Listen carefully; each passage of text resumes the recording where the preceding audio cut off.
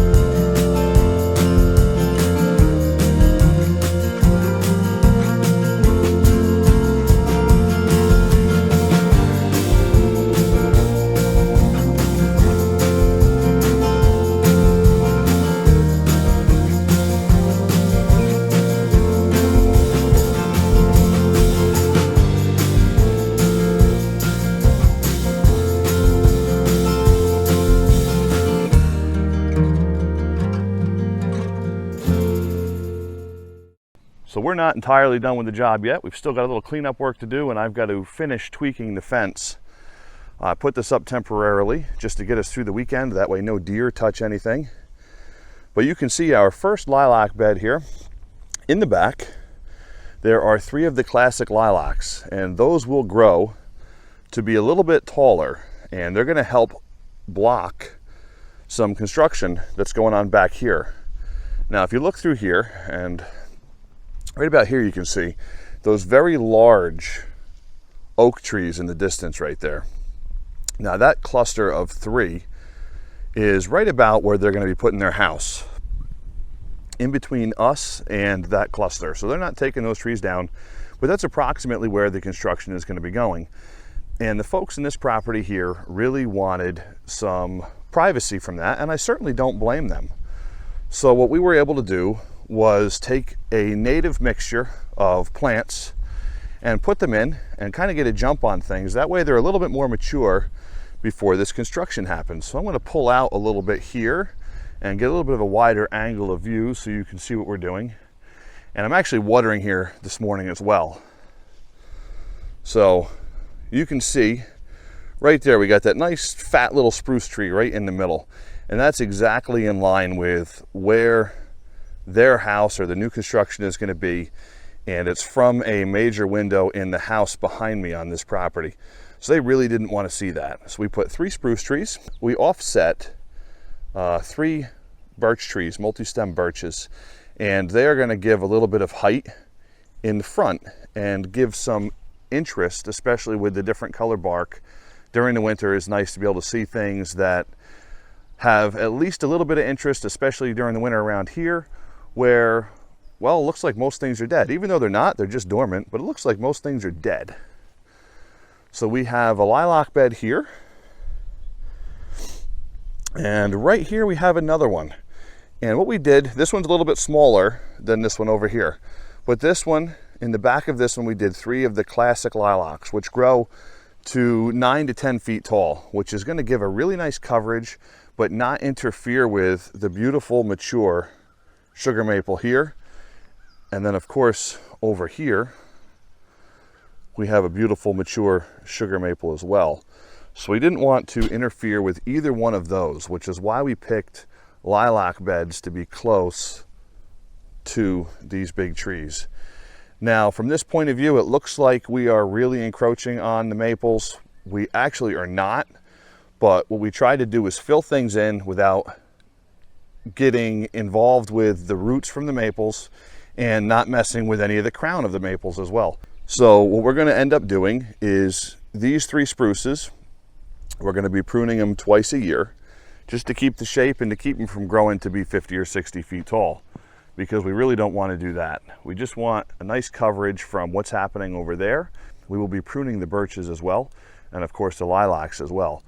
But the basic layout of the lilac bed is 3 classic in each bed. We've got 3 lilac beds, 3 classic lilacs, which is the nice purple, and they grow taller. And then kind of as a frame, this lilac bed here and this one over here both have white lilac in them, which is really, really neat. It's really pretty. And when you can put it together, because we've got multiple lilac bushes in each bed, so when you can put those white flowers together, it gives a really great pop when everything else is green behind it. So you're going to have deep purple and white in that bed. And in this bed, we did a little bit of mixture. Like I said, it's a little bit bigger, but you've got a deep purple, a white, and then a pink over here. And then I'm going to pan down to this bed here. And right in here, there's another lilac bed. I'll bring you a little closer in a minute, but there's the deep purple and the pink there as well. So from different parts of the property, you get all these beautiful pops of color. So that's kind of what we were going for, a live privacy barrier and something that is more native to the area. You know, a lot of folks are doing the green giant arborvitaes, and they just don't look right. Especially not when we already have pine trees and spruce trees right here. And we've got birch trees on the property along with lilac. So we wanted to go as native and as natural as we could. Now down here, now the birches are a little bit hard to see right now because they haven't actually popped yet. We're still middle of April. So other than the fact that we just had 2 90-degree days in a row and today is 80, we're dropping back down to the 50s next week. So the weather's a little wacky right here in New York, but we have 3 single stem, they're called Jacquemonte, I believe I'm pronouncing that right, birch, and they've got a nice white bark.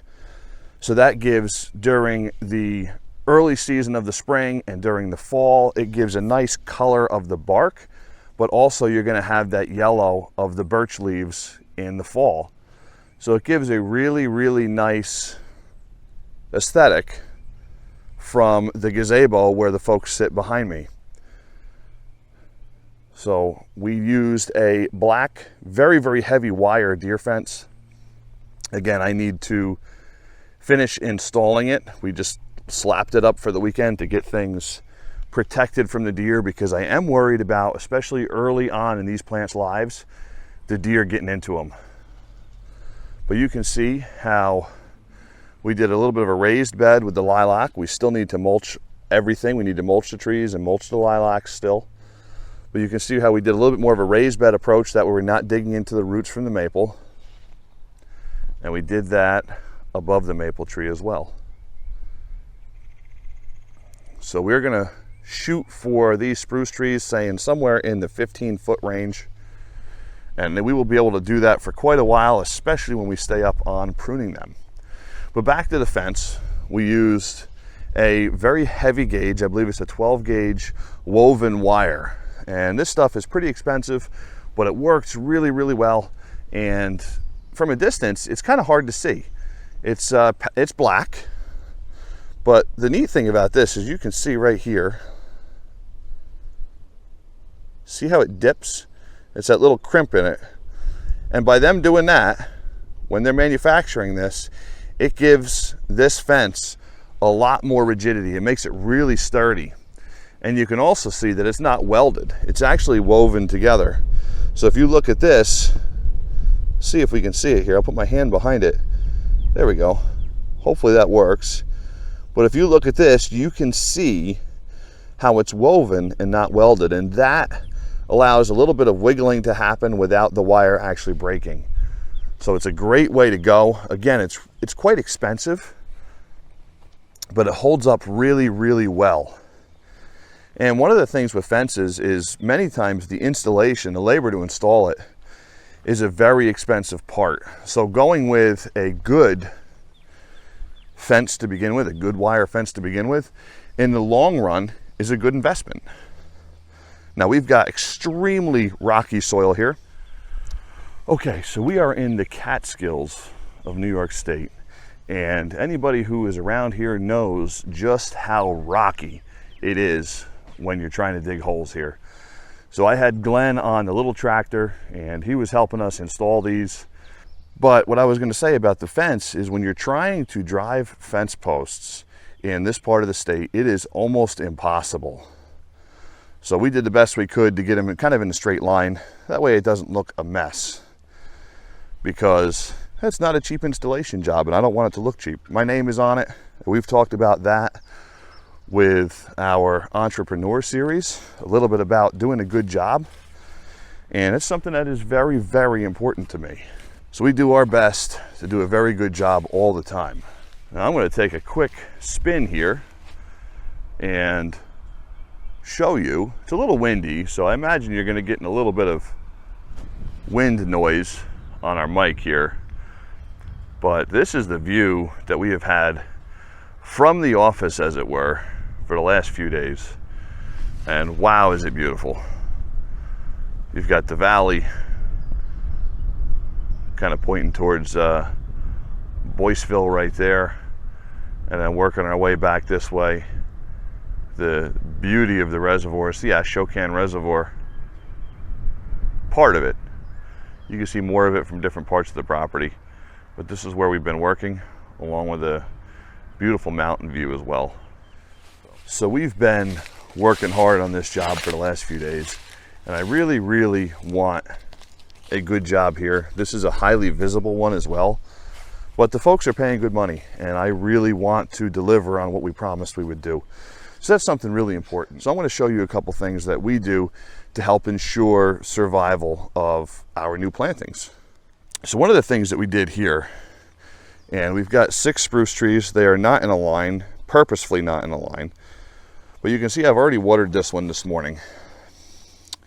And one of the things you want to do is keep the water off the needles.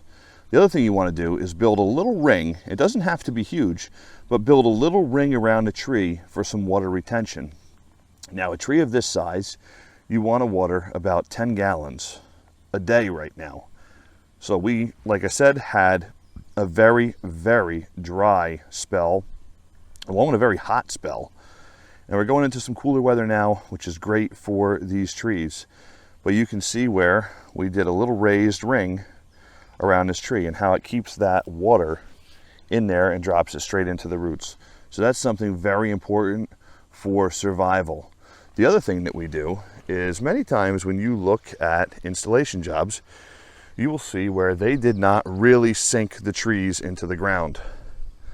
What they do is they dig just a little tiny cup for the tree to sit in, and they fill the rest with soil. These trees are actually in the ground.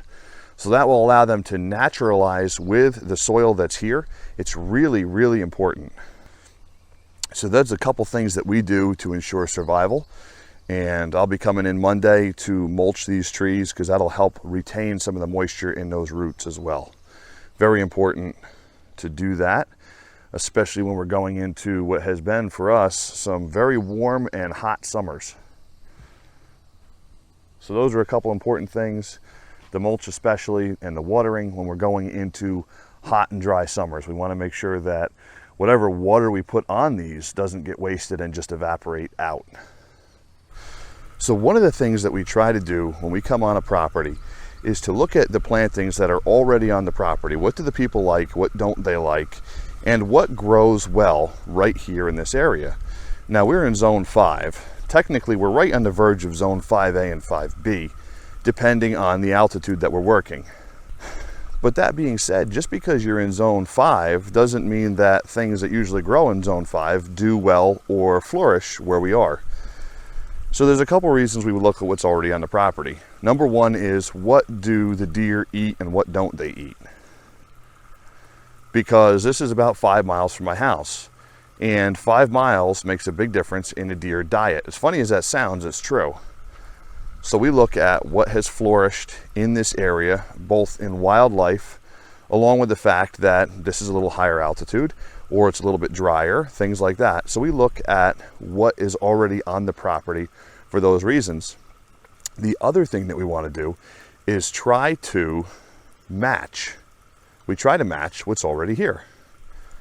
And I will show you exactly what I mean by that. I'm just watering our forsythia bed here.